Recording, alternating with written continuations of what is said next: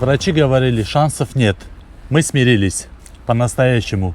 А потом мы просто переехали в Германию, и все изменилось. В этом видео мы честно расскажем, почему у нас долго не получалось, что на самом деле изменилось в Германии и почему Саманта не случайность. Если вы сейчас в похожей точке, просто досмотрите это видео до конца. Мы не будем уходить в медицинские подробности. Скажем одно, это было не месяц и не 2. И даже не год. Каждый тест – надежда, каждый раз – разочарование. Самое тяжелое это когда тебе говорят расслабься и все получится. А ты и так уже не живешь. Ты просто веришь и ждешь. А оно не получается и не получается. И ты сдавал массу анализов, ты менял клиники, ты что уже только не делал, кому ты только не прислушивался. И, конечно же, это морально очень тяжело, когда вы два молодых человека, вы нашли друг друга, вы поняли, что вы хотите семью, вы хотите детей, вы готовы к этому, и оно не получается. И очень многие давали такие советы, вы просто отпустите эту ситуацию, и все получится, Но это просто легко говорить, а ты не можешь это отпустить. Конечно же, ты об этом думаешь, тебе это снится, ты мечтаешь о детях, это... мне кажется, самая большая миссия каждого человека – это родить ребеночка. И, конечно же, все нормальные люди об этом мечтают, хотят этого и постоянно стремятся к этому. Да. Ну, это Танюша вкратце рассказала всю нашу историю, а история очень длинная, долгая, и можно детально, если хотите, посмотреть в наших предыдущих роликах. Мы сегодня, в общем, будем рассказывать, что с нами происходило. После всего, что мы так вкратце рассказали, мы оказались в Германии, и мы ехали сюда не за медициной, и просто так получилось, что мы оказались здесь, в Германии. Смотри, что она делает, а?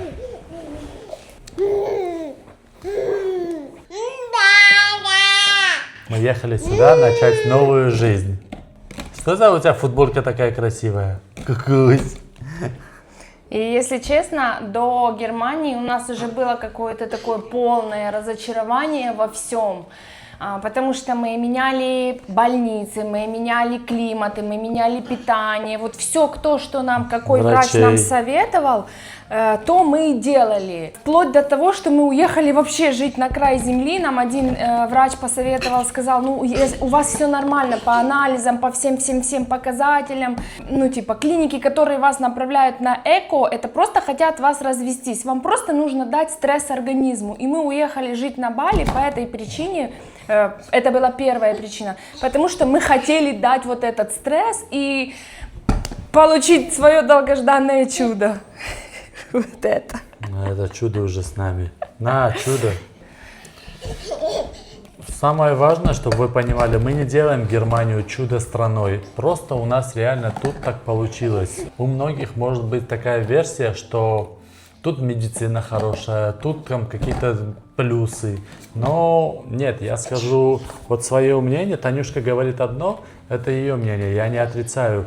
И я не говорю, что это не так.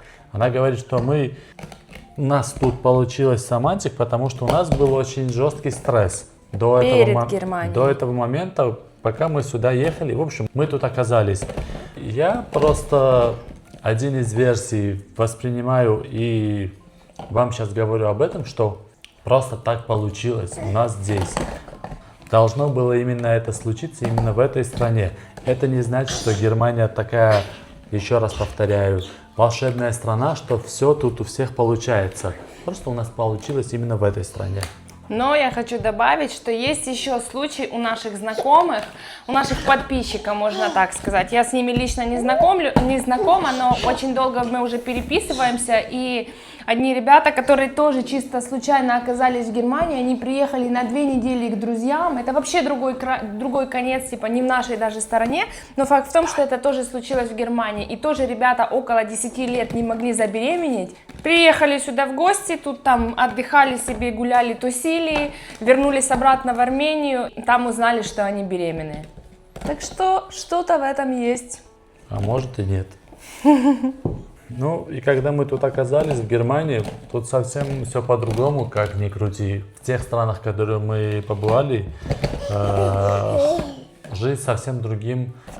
В совсем другом режиме. Даже, да, Совсем, да, совсем в другом режиме. Просто двигалась. Больше ритма было, больше драйва было, больше действий, движений было. А тут реально все очень так спокойно, расслабленно, не спеша.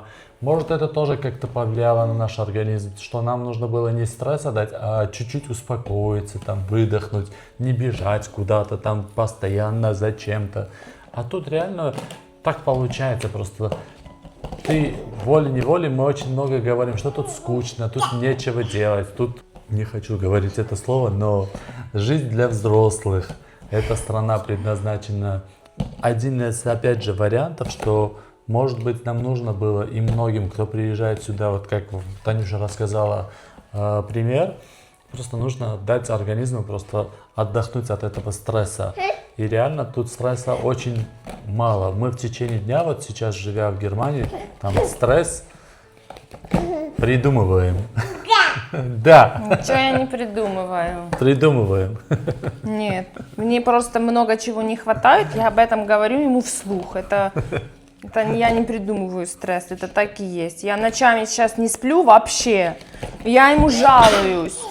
И говорю, что сейчас у нас что-то такое случилось с Мантуликом, что она вот до часу где-то спит, и с часа до 5 она не спит, она играет, потом 5 минут, 10 минут играет в кроватке, ее надо поднимать и качать, потому что она начинает кричать, и я хочу, чтобы он спал, его не будить. А как ты кричишь? Покажи. Просто вот так кидает все с кроватки и кричит и да, и не да, все, что хочешь, кричит. Да!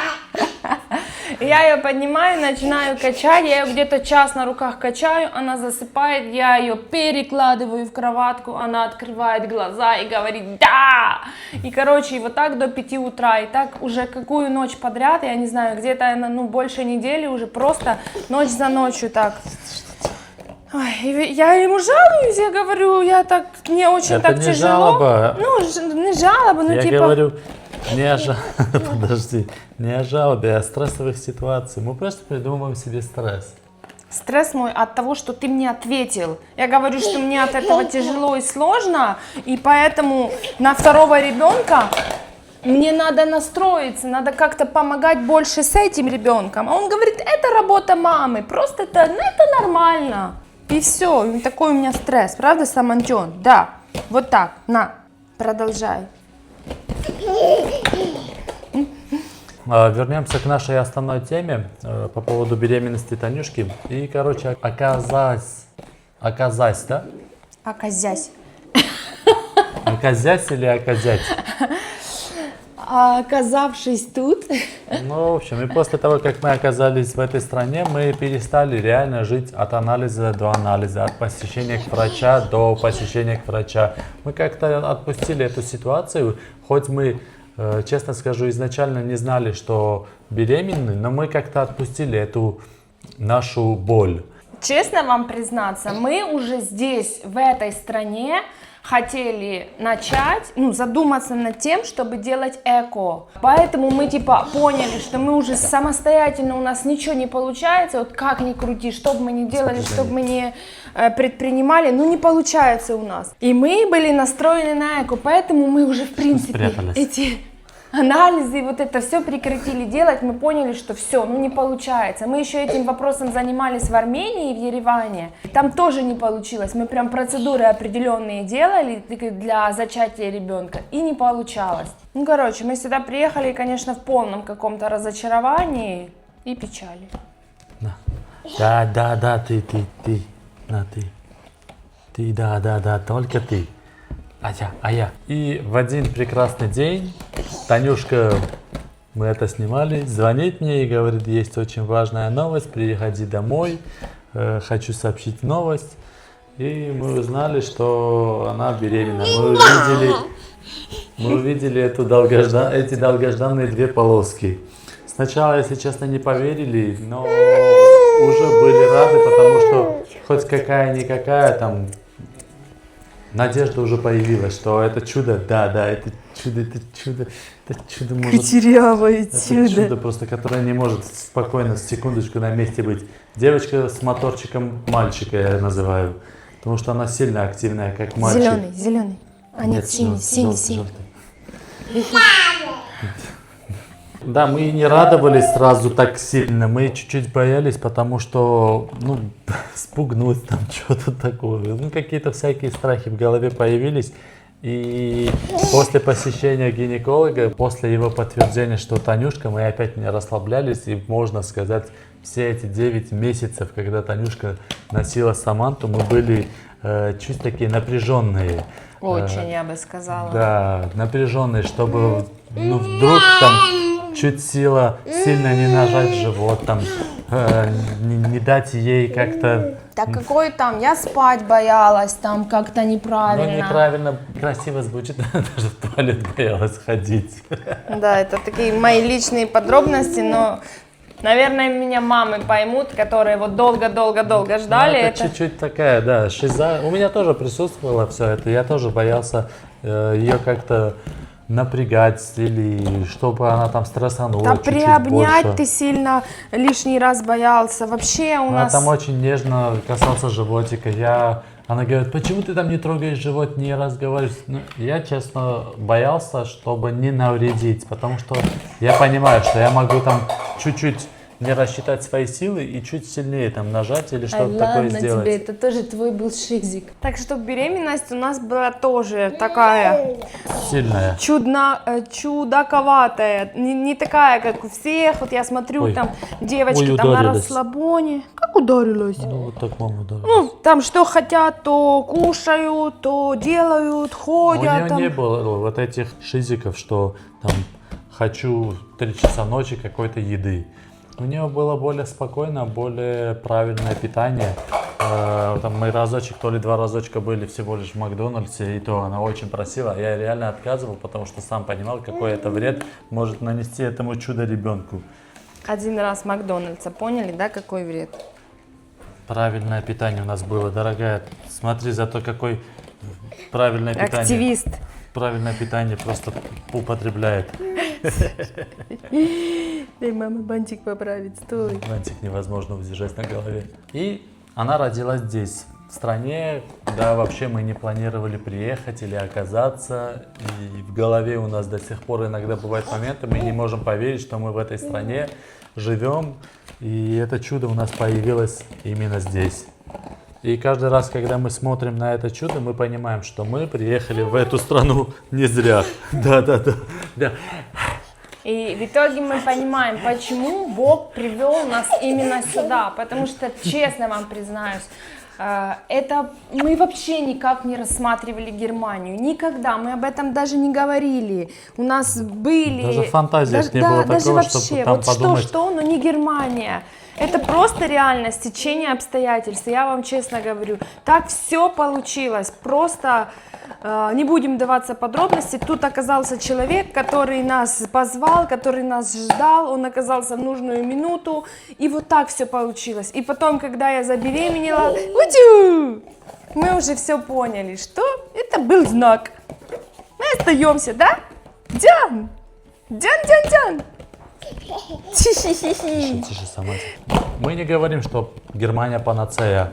Мы понимаем, что у многих получается ребенок у себя дома. И мы хотим, чтобы вы просто понимали. Мы рассказываем нашу историю. Это ничего не значит, что Приезжайте сюда, Да, тут хорошо, да. и бросайте все, у вас там ничего не получится. или у вас тут точно получится. Да, это Хотя просто, варианты знаете, есть. Знаете, это наша история. Очень важный момент. Подожди. Смотри, что папа делает сейчас. Ой, не попал. Еще. Ой, не Пап, попал. еще. Ну, пап, я быстрее попаду. Ну, давай уже, баскетболист. смотри. Папа, настройся. О, Папа, е! Встает, сразу встает. Попал. Ура, Третий Джан. попал, подожди. Папа, молодец. Видела? Дианулька, пампулька. Смотри, 3 попал, 4, 5, 6. Ура! И победа. Папа, ура! Папа, я тебя люблю! Эй, Дианулька, ты мое счастье, я хочу тебя съесть. Мяч, пап, давай. Иногда, чтобы что-то получить в жизни, нужно что-то потерять. Мы потеряли в буквальном смысле все. Нашу привычную жизнь, все, что мы имели, ко всему, к чему мы привыкли. И в итоге мы получили вот это, Саманту. И реально, я вам говорю, это просто самое важное и самое лучшее, что могло с нами быть. Говори, говори, я еле держу. Это не сравнится с тем счастьем материальным, который мы имели раньше, там, ни с какими путешествиями, ни с какими машинами. Вот нам пришлось все это потерять. Это что, у тебя телефон свой? Это у тебя двойной телефон, смотри. О, мамин старый телефон и мамин новый телефон. Папа тебе сделал телефон новый. Алло, алло, бабушка, привет. Бабушка звонит. Тин-тин-тин-тин-тин-тин. Ой, тут даже Самантик есть, тут Face ID, FaceTime. Привет, бабусь. На. Вот верите, никакие путешествия, никакие материальные блага никогда не дадут вам то счастье, которое вы ощущаете, имея вот такое чудо дома. Да, это каждый день тяжело. Вопрос в том, что мы не осознавая это сделали. Мы не понимали, что нужно, например, грубо говоря, все отпустить, чтобы получить вот это. Мы не говорим, что у нас там была там супер дорогая жизнь, супер крутые машины, квартиры. У нас была машина Были своя. у нас машины хорошие. Мы Мы не ходили пешком, как сейчас. Была машина у нас. У нас не была супер недорогая, не суперкар, не люксовый седан какой-то. У нас была машина своя, у нас была квартира своя. Но Рестораны, путешествия. Но это все вообще другое, честно. Вот, как говорится, всему свое время. В тот момент, да, наверное, это было классно, но если бы у нас Самантик появился гораздо раньше, вообще было бы идеально. Но все равно всему свое время. Значит, она должна была получиться именно сейчас, когда мы уже вот в таком возрасте осознанном, можно 100% сказать, мы уже очень осознанные. И именно здесь. Почему именно здесь? Мы не можем это объяснить. Ну так решила Вселенная. так решила Саманта. Да, Самантик, скорее всего, выбрала вот эту всю среду. Значит, ей боженьки виднее. Значит, вот так все должно было быть. Ой, Ой, как я буду вспотела. ругаться. Если эта история вам Подожди, я пою. Если эта история вам откликнулась. Если эта история вам откликнулась, подпишитесь. Мы не эксперты, мы обычная семья, которая просто делится своей жизнью. Если сейчас вы в сложном периоде, вы не одни. Спасибо, что вы досмотрели это видео до конца. Силиконян Family. Вместе сильнее! Ура, Пока! получилось!